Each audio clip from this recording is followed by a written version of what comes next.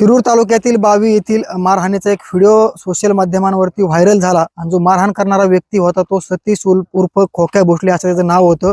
आणि हे संपूर्ण प्रकार समोर आल्यानंतर त्याचे जे काळे कारनामे आहेत ते देखील समोर आलेले आहेत। शिरूर तालुक्यातील अनेक घटना ज्या आहेत त्याने केल्याचं देखील स्पष्ट झालेलं आहे। ज्या ढाकणे कुटुंबियांना मारहाण करण्यात आली होती ती मारहाण कशामुळे करण्यात आली होती तर हरणं पकडण्यासाठी गँग आली होती।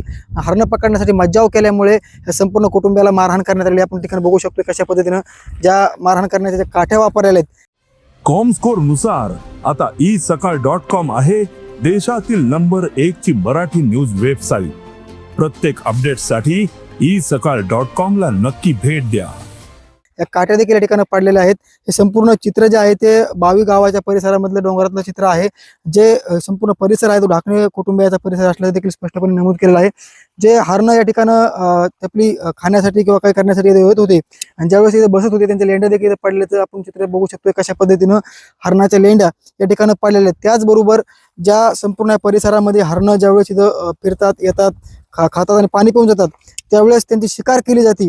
ती शिकार होऊ नये म्हणून या ढाकणे कुटुंबियांनी जे समोर आले आणि त्यांनी नकार दिला आणि त्याच्यावेळेस हे संपूर्ण प्रकरण समोर आल्यानंतर त्यांना मारहाण करण्यात आली। का तर शिकार झाली नाही त्यातून राग मनात अनावर झाला आणि राग अनावर झाल्यामुळे त्यांची संपूर्ण जे ढाकणे कुटुंबाला मारहाण करण्यात आली।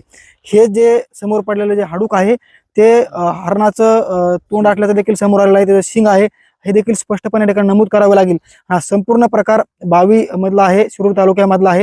हे संपूर्ण कोण करीत होतं तर खोक्या करीत होता म्हणजे सतीश भोसले करत होता। हे संपूर्ण परिसर दाखवण्याचा प्रयत्न करूया। हा संपूर्ण जंगलाचा परिसर म्हणावा लागेल डोंगराचा परिसर म्हणावा लागेल आणि याच परिसरामध्ये हरणं यायची बसायची आणि ते जे काय तुमचं पुढचं प्रोसिजर असेल ते करायची आणि चारा खायची आणि निघून जायची। मात्र हे संपूर्ण गँग जे आहे ते हरणं असतील काळविटा असतील सस्या असतील आणि त्याचबरोबर काही मोरा असतील या वन्य प्राण्यांचा जीव घेण्याचं काम या गँगनं केलेलं आहे। आणि हे संपूर्ण प्रकार घडत असताना ढाकणे कुटुंबीय समोर आले असं करू नका तुम्ही आणि ज्यावेळेस त्यांना नकार दिला हे समोर आले विरोध केला आणि या विरोधानंतर महेश ढाकणे आणि दिलीप ढाकणे या दोघंही मुलगा आणि वडिलाला अमानुषपणे ह्या सतीश भोसले आणि त्यांच्या साथीदारांनी मारहाण केल्याचं समोर आलेलं आहे। काल शिरूरमध्ये गुन्हा देखील दाखल झालेला आहे। संपूर्ण प्रकार कुठं घडला होता ज्या ठिकाणी हे चित्र तुम्हाला दाखवलेलं आहे ह्या ठिकाणी हा संपूर्ण प्रकार घडलेला होता आणि सतीश भोसलेने अनेक वन्य प्राण्यांचे जीव घेतल्याचा देखील आरोप या नातेवाईकांनी केलाय।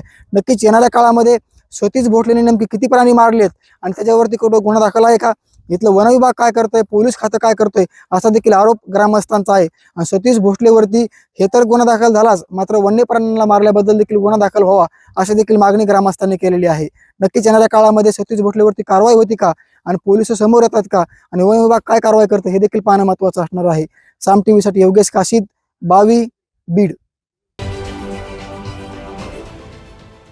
देश विदेशातील प्रत्येक घडामोडींचे लाईव्ह अपडेट मिळवण्यासाठी आता साम टीव्हीच्या सर्व सोशल मीडिया प्लॅटफॉर्मला लाईक फॉलो आणि सबस्क्राईब करा। तसंच सर्व नोटिफिकेशनसाठी बेल आयकॉन प्रेस करायला विसरू नका।